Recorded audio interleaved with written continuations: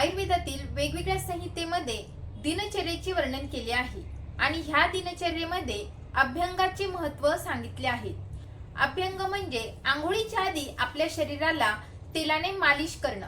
आपल्या शरीराला फक्त तेलाने मालिश केल्यामुळे आपल्याला असंख्य फायदे होतात। दिवाळीच्या काळामध्ये आपण नरक चतुर्दशीच्या दिवशी आवर्जून अभ्यंग स्नान करतो, परंतु ते तेवढ्या पुरतच मर्यादित न ठेवता वर्षभर जर आपण अभ्यंग स्नान केलं तर आपल्याला वाताचे बरेचसे आजार होत नाही, वेगवेगळे पित्ताचे आजार होत नाहीत, तसेच कफाचे आजार कमी व्हायला देखील मदत होते। आजच्या व्हिडिओमध्ये अभ्यंग कुणी करावे, कसे करावे, किती वेळ करावे याबद्दलची माहिती बघणार आहोत। लहान बाळांना कशा पद्धतीने अभ्यंग करावे, कोणते तेल वापरावे, गर्भिणीने अभ्यंग करावे का, त्याचे काय फायदे आहेत, वृद्धांसाठी त्यांच्या वयामानानुसार अभ्यंगासाठी कोणते तेल वापरावे या सर्वांबद्दलची माहिती बघणार आहोत। तसेच अभ्यंग कधी करू नये याबद्दल देखील बघणार आहोत, तेव्हा व्हिडिओ शेवटपर्यंत नक्की पहा।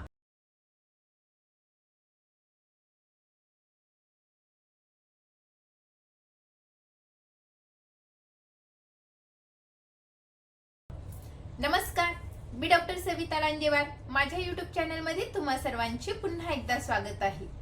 आयुर्वेद हे जीवनाचे शास्त्र आहे। जीवन कसं जगावं याबद्दल आयुर्वेदातील संहितांमध्ये बरीचशी माहिती आहे।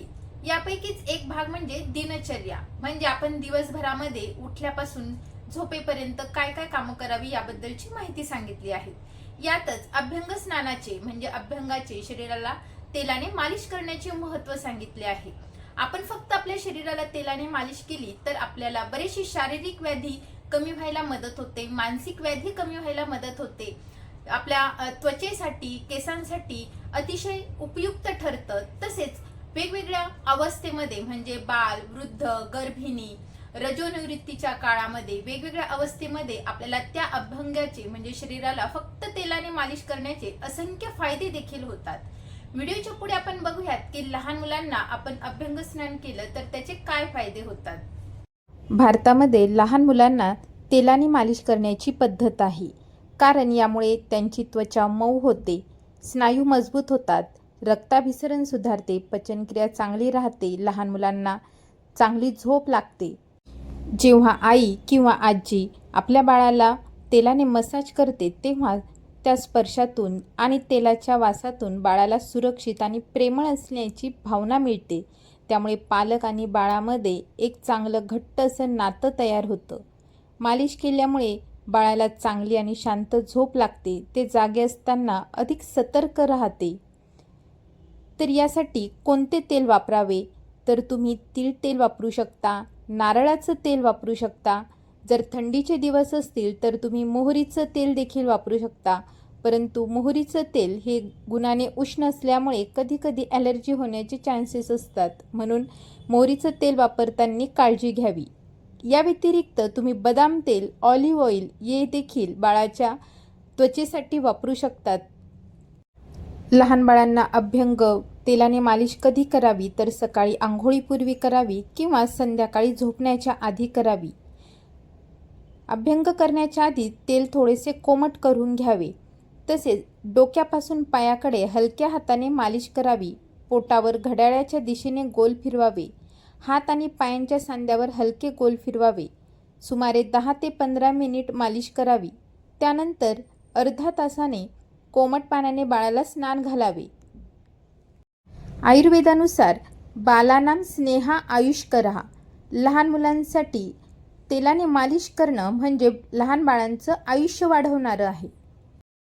स्त्रियांसाठी मालिश करणं अतिशय उपयुक्त आहे, त्यामुळे हार्मोन्स संतुलित राहतात, मासिक पाळीची अनियमितता कमी होते, PCOD, PCOS मध्ये देखील अतिशय उपयुक्त आहे, रजोनिवृत्तीचा त्रास देखील कमी होतो, गर्भारपणामध्ये देखील अतिशय उपयुक्त आहे, वातदोष नियंत्रणात राहतो, स्त्रियांमध्ये वात लवकर वाढतो, कंबरदुखी, सांधेदुखी, पोटदुखी यासारख्या समस्या कमी व्हायला मदत होते, कारण की यामध्ये अभ्यंग केल्यामुळे वाताचे शमन होते। तसेच स्त्रियांचे मानसिक आरोग्य सुधारण्यासाठी देखील अभ्यंग म्हणजे तेलाने मालिश करणं उपयुक्त आहे। तेलाने मालिश केल्यामुळे तणाव, चिडचिड कमी व्हायला मदत होते, झोप सुधारते, नैराश्य कमी होते, गर्भाशय मजबूत होते, गर्भधारणेस सहाय्यक आहे, तसेच वजन कमी करण्यासाठी देखील अतिशय उपयुक्त आहे. तर यासाठी तुम्ही जर वात प्रकृतीचे असाल तर तिळाचे तेल किंवा अश्वगंधा तेल वापरू शकतात. पित्त प्रकृती असेल तर नारळाचं तेल किंवा ब्राह्मी तेल वापरावे. कफ प्रकृती असेल तर मोहरीचं तेल किंवा त्रिफळा तेल वापरावे. आठवड्यातून 2 ते 3 वेळा रोज नियमितपणे अभ्यंग करावे. रोज सकाळी आंघोळीपूर्वी करावे किंवा रात्री झोपण्यापूर्वी हलक्या हाताने मालिश करावी. मासिक पाळीच्या पहिल्या 2 दिवसात अभ्यंग करू नये. ताप, सर्दी, अपचन असताना अभ्यंग स्नान करू नये. आयुर्वेदानुसार श्रीनाम स्नेह सौख्यदा, स्त्रियांसाठी स्नेह म्हणजे तेलाने मालिश करणं अतिशय सुखदायक आहे. व्हिडिओच्या पुढे आपण बघूयात की गर्भिणी स्त्रीने अभ्यंग स्नान करावे का, जर करायचे असेल तर कधी करावे, किती वेळपर्यंत करावे, कोणत्या तेलाने करावे आणि यामध्ये कोणती काळजी घ्यावी. तसेच गर्भिणीने फक्त शरीराला तेलाने मालिश केली तर त्याचा फायदा डिलिव्हरीच्या वेळेस काय होऊ शकतो याबद्दल माहिती बघूयात. गर्भवती स्त्रियांसाठी देखील अभ्यंग स्नान तेलाने मालिश अतिशय उपयुक्त आहे, परंतु यामध्ये थोडीशी काळजी घेणं, मर्यादा पाळणं आवश्यक आहे. सुरक्षितपणे जर मालिश केली तर त्याचा फायदा डिलिव्हरीच्या दरम्यान देखील होतो. गर्भवती स्त्रियांसाठी अभ्यंगाचे आयुर्वेदानुसार बरेचसे फायदे आहेत. ह्या काळामध्ये वातदोष वाढण्याची शक्यता असते. बऱ्याच स्त्रियांना ह्या काळामध्ये कंबरदुखी, पाय सुजणे अशा समस्या उद्भवतात, त्या कमी व्हायला मदत होते. तसेच स्नायू आणि सांधे लवचिक राहतात, त्यामुळे डिलिव्हरीच्या दरम्यान आपला जो पेल्विक एरिया आहे त्याची लवचिकता वाढल्यामुळे नॉर्मल डिलिव्हरीचे चान्सेस देखील वाढतात. तसेच बऱ्याच जणींना प्रेग्नन्सीच्या दरम्यान तणाव आणि भीती वाढते, तर तणाव कमी व्हायला देखील मदत होते. मन शांत राहते, झोप चांगली लागायला मदत होते, त्वचेचा कोरडेपणा आणि स्ट्रेच मार्क कमी व्हायला मदत होते, प्रसूतीसाठी शरीर तयार होते. प्रेग्नन्सीचे पहिले 3 महिने अभ्यंग तेलाने मालिश करू नये. पूर्ण अंगाचा अभ्यंग करू नये. पोटावर किंवा कमरेवर कुठल्याही प्रकारची मालिश करू नये.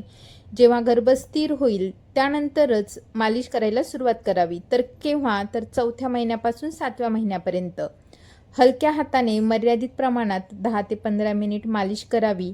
यामध्ये तुम्ही पायाला, हाताला, मानेला, खांद्याला, पोटावर आणि कमरेवर हळूवारपणे मालिश करावी. सुरुवातीलाच मालिश करायला चालू केल्यामुळे स्ट्रेच मार्क्स देखील येत नाही. त्यानंतर 8व्या आणि 9व्या महिन्यामध्ये वैद्याच्या सल्ल्याने पाय, पाठ, कंबर या ठिकाणी अतिशय सौम्य पद्धतीने मालिश करावी. मालिश करण्यासाठी तुम्ही तिळाचं तेल किंवा नारळाचं तेल वापरू शकता. उन्हाळा असेल तर नारळाचं तेल बेटर राहील. जास्त उष्ण, तीक्ष्ण औषधी असलेलं तेल वापरू नये, जसं की मोहरीचं तेल. रजोनिवृत्तीचा काळ म्हणजे स्त्रियांच्या वृद्धत्वाकडे जाण्याचा काळ असतो. तर ह्या काळामध्ये जर स्त्रीने अभ्यंग स्नान केलं तर त्याचे तिच्या शरीरावर काय परिणाम होतात, तसेच भविष्यामध्ये होणाऱ्या वेगवेगळ्या व्याधींना आपण आधीच कसा आळा बसवू शकतो याबद्दल माहिती बघूयात. रजोनिवृत्तीचा काळ हा स्त्रियांसाठी टर्निंग पॉईंट असतो. ह्या काळामध्ये स्त्रिया ह्या मानसिकरित्या आणि शारीरिकरित्या कमकुवत झालेले असतात. ह्या काळामध्ये शरीरात वातदोष वाढण्याचे चान्सेस असतात. अभ्यंग म्हणजे तेलाने मालिश हा वातशमनाचा सर्वोत्तम उपाय आहे. रजोनिवृत्तीच्या दरम्यान अभ्यंगाचे महत्त्व हे पुढील प्रमाणे आहे. रजोनिवृत्तीच्या काळामध्ये बऱ्याच जणींना हॉट फ्लॅशेस येतात, तर ते कमी व्हायला मदत होते. शरीरातील उष्णता संतुलित राहते. घाम येणं कमी व्हायला मदत होते. बऱ्याच स्त्रियांना मानसिक अस्थिरता देखील ह्या काळात जाणवते, तर ती कमी व्हायला देखील मदत होते. बऱ्याच जणींचा चिडचिडेपणा वाढतो, चिंता वाढते, नैराश्य येऊ शकते. म्हणून मन शांत ठेवण्यासाठी तुम्ही जर मालिश केली तर अतिशय फायदा होतो. झोप सुधारायला मदत होते. बऱ्याच जणींना रात्रीला व्यवस्थित झोप येत नाही किंवा झोप मोड होते किंवा रात्री वारंवार जाग येत राहते. तर शांत झोप येण्यासाठी तुम्ही रोज रात्री झोपायच्या आधी तेलाने मालिश करावी. बऱ्याच स्त्रियांना ह्या काळामध्ये सांधेदुखी, अंगदुखी होते, तर ती कमी होण्यासाठी, कंबरदुखी कमी होण्यासाठी, गुडघेदुखी किंवा थकवा कमी होण्यासाठी तुम्ही रोज तेलाने मालिश करावी. ह्या काळात बऱ्याच स्त्रियांची त्वचा कोरडी पडते, केस गळू लागतात. म्हणून तेलाने मालिश केल्यामुळे त्वचा कोरडी पडत नाही, केस गळणं किंवा पांढरे होणं कमी व्हायला मदत होते. हार्मोन्स संतुलित राहायला मदत होते. शरीर नैसर्गिकरित्या बदल स्वीकारते आपल्या शरीरावरचा आणि मनाचा ताण कमी व्हायला मदत होते. तर यासाठी कोणते तेल वापरावे? तर रजोनिवृत्तीचा काळ हा वातप्रधान अवस्थेचा असतो. तर यासाठी तुम्ही तिळाचे तेल, जे वात कमी करण्यासाठी सर्वोत्तम असे आहे, ते वापरू शकता. किंवा अश्वगंधा तेल, बला अश्वगंधा तेल वापरू शकता. पित्त वाढल्यास म्हणजे हॉट फ्लॅशेस जास्त प्रमाणात जाणवत असेल तर तुम्ही सिंपल नारळाचं तेल किंवा ब्राह्मी तेल वापरू शकता. आठवड्यातून 3 ते 4 वेळा रोज सकाळी स्नानापूर्वी अभ्यंग करावे किंवा रात्री झोपण्याच्या आधी हलक्या हाताने मालिश करावी. मालिश करण्यासाठी तेल आधी कोमट करून घ्यावे. डोक्यापासून पायापर्यंत मालिश करावी. सांध्याच्या ठिकाणी गोलाकार दिशेने मालिश करावी. पोट आणि कमरेवर हलक्या हाताने दाब देऊन मालिश करावी. पोटावर क्लॉकवाईज मालिश करावी. त्यानंतर कोमट पाण्याने स्नान करावे. मालिश करण्यासाठी तुम्ही 20 ते 30 मिनिट वेळ देऊ शकता. परंतु जर ताप असेल, तीव्र अपचनाचा त्रास असेल, अतिसार म्हणजे जुलाब होत असतील, त्वचेवर जखमा असतील तर अशा वेळी मालिश करणे टाळावं. चेहऱ्याच्या सुरकुत्या कमी करण्यासाठी तुम्ही एरंड तेल किंवा बदाम तेलाचा वापर करू शकतात. केस गळत असतील, केस पांढरे होत असतील तर तुम्ही आवळ्याचं तेल, भृंगराज तेल किंवा जास्वंदाने सिद्ध केलेलं तेल वापरू शकता. ताणतणाव असेल तर तुम्ही ब्राह्मी तेल वापरू शकता. जर तुम्हाला रात्रीला व्यवस्थित झोप येत नसेल तर झोपायच्या आधी तुम्ही हलक्या हाताने तळपायाला मालिश करावी किंवा संपूर्ण अंगाला मालिश करावी. यासाठी तुम्ही ब्राह्मी तेलाचा देखील वापर करू शकता. म्हाताऱ्या लोकांनी, वृद्ध लोकांनी जर रोज शरीराला तेलाने मालिश केली तर त्यांना काय फायदा होतो? कोणत्या कोणत्या व्याधींमध्ये कोणत्या तेलाने मालिश करावी, तसेच किती काळपर्यंत मालिश करावी, याबद्दलची माहिती आता बघूयात. जर तुम्ही रोजच तेलाने मालिश करत असाल तर वृद्धत्व देखील उशिरा येतं. तसेच जर वृद्धत्व आलं असेल तर तेलाने मालिश करायला आजपासूनच सुरुवात करा.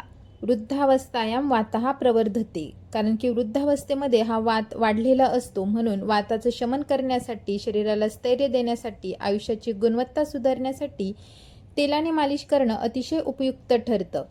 तर वृद्धावस्थेमध्ये अभ्यंगाचे काय फायदे आहेत?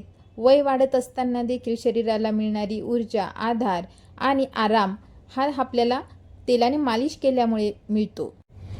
ह्या काळामध्ये तेल मालिश हे औषधासारखं काम करतं.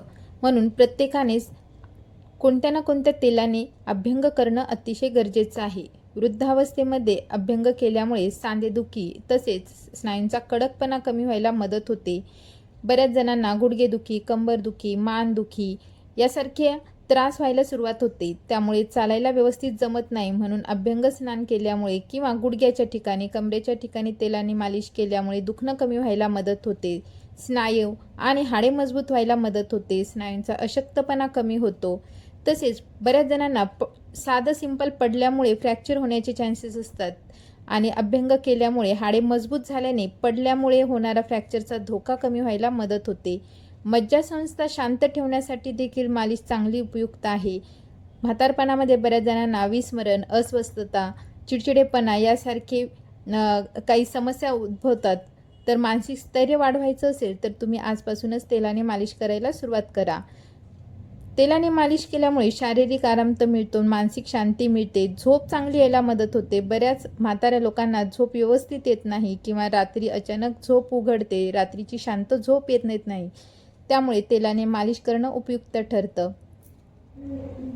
तेलाने मालिश केल्यामुळे त्वचेचे, इंद्रियेचे संरक्षण होते. त्वचा कोरडी पडत नाही, त्वचेवर सुरकुत्या लवकर येत नाही, डोळे, कान, केस यांचे आरोग्य टिकून राहते, रक्ताभिसरण सुधारते, थंडी कमी जाणवते, शरीराला एक प्रकारची ऊर्जा मिळते.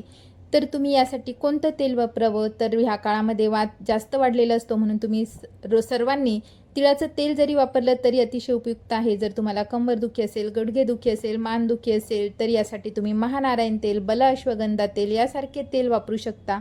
जर तुमची पित्त प्रकृती असेल किंवा पित्त वाढलं असेल तर ह्या काळामध्ये तुम्ही नारळ तेल किंवा ब्राह्मी तेल देखील वापरू शकता. कधी करावं, किती वेळा करावं? तर वृद्ध लोकांनी तर रोजच अभ्यंग स्नान करावे किंवा ॲटलिस्ट आठवड्यातून 3 ते 5 वेळा तरी करावे. रोज सकाळी आंघोळीच्या पूर्वी करावे. थंडीमध्ये रोजही केले तरी अतिशय उपयुक्त आहे.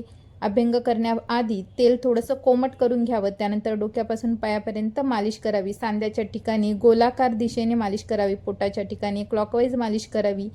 अतिशय कमी सौम्य प्रमाणात दाब देऊन मालिश करावी. सुमारे 20 ते 30 मिनिट मालिश करावी आणि त्यानंतर कोमट पाण्याने स्नान करावे. जर तुम्हाला सांधेदुखी असेल तर यासाठी सर्वात उत्तम तेल म्हणजे महानारायण तेल. जर तुम्हाला गुडघेदुखी असेल, कंबरदुखी असेल, मानदुखी असेल किंवा संधिवात असेल, सांध्यांमध्ये कडकपणा आला असेल तर तुम्ही महानारायण तेल कोमट करून त्या ठिकाणी मालिश करावी. त्यानंतर वृद्ध स्त्रिया तसेच दीर्घकालीन दुखण्यामध्ये सर्वात उत्तम असं औषधी तेल म्हणजे बला अश्वगंधा तेल. यामुळे वातदुखी कमी होते. स्नायू कमजोर असतील तर स्नायूंना ताकद द्यायला, थकवा कमी व्हायला, चालताना जर अंग दुखत असेल, पाय दुखत असेल तर ते देखील कमी व्हायला मदत होते. अशक्तपणा तसेच दुखणं दोन्ही कमी व्हायला मदत होते. त्यानंतर जर तुम्हाला सायटिकाचं दुखणं असेल, पाठीचा खालचा भागाच्या ठिकाणी दुखणं असेल, पायामध्ये मुंग्या येत असेल, झिंझिण्या येत असतील, नसासंबंधी काही दुखणं असेल तर यासाठी तुम्ही सहचरादी तेलाने मालिश करावी. किंवा गुडघ्यांच्या ठिकाणी सूज आली असेल किंवा सांध्यांमध्ये उष्णता असेल, इन्फ्लामेशन असेल, तीव्र वेदना असतील तेव्हा ठिकाणी तुम्ही कोट्टम चुकादी तेल जे आयुर्वेदिक मेडिकलमध्ये उपलब्ध आहे त्याने मालिश करावी. त्यामुळे सूज आणि गरमपणा कमी व्हायला मदत होते. किंवा जुनाट संधिवात असेल, हालायला चालायला बिलकुल जमत नसेल, अति वात वाढल्यामुळे असे आजार बघितले जातात तर यासाठी तुम्ही धान्वंतर तेलाने मालिश करू शकता. तर अशा प्रकारे तुम्ही देखील आजपासून अभ्यंग स्नान करायला सुरुवात करा आणि हे अभ्यंग स्नान रोजच्या रोज केलं तर तुम्हाला असंख्य फायदे होतील. परंतु रोज तुम्हाला जर वेळ मिळत नसेल तर तुम्ही आठवड्यातून 3 ते 4 वेळा करावे. जर अजिबातच वेळ नसेल तर कमीत कमी 2 ते 3 वेळा तरी करावे. किंवा तुम्हाला बिलकुलच वेळ नसेल तर कमीत कमी तुम्ही डोक्याला तेल लावणं, कानात तेल सोडणं, नाकात तेल सोडणं, बेंबीला तेल लावणं आणि रात्री झोपायच्या आधी तळपायाला तेलाने मालिश करणं असं जरी केलं तर तुम्हाला अभ्यंगाचे बरेचसे फायदे होऊ शकतात. तर अशा प्रकारे आपला रक्तप्रवाह सुरळीत होण्यासाठी, रक्तप्रवाह चांगला होण्यासाठी, त्वचेची गुणवत्ता, त्वचेची हेल्थ सुधारण्यासाठी, केसांच्या हेल्थसाठी, तसेच स्नायूंना बळकटी देण्यासाठी, हाडं मजबूत करण्यासाठी आणि शारीरिक आणि मानसिक थकवा कमी करण्यासाठी तुम्ही देखील वेगवेगळ्या तेलाने मालिश करायला सुरुवात करा. पुन्हा भेटूयात पुढच्या व्हिडिओमध्ये. तोपर्यंत हेल्दी खा, हेल्दी रहा, आयुर्वेदाला जवळ करा. धन्यवाद.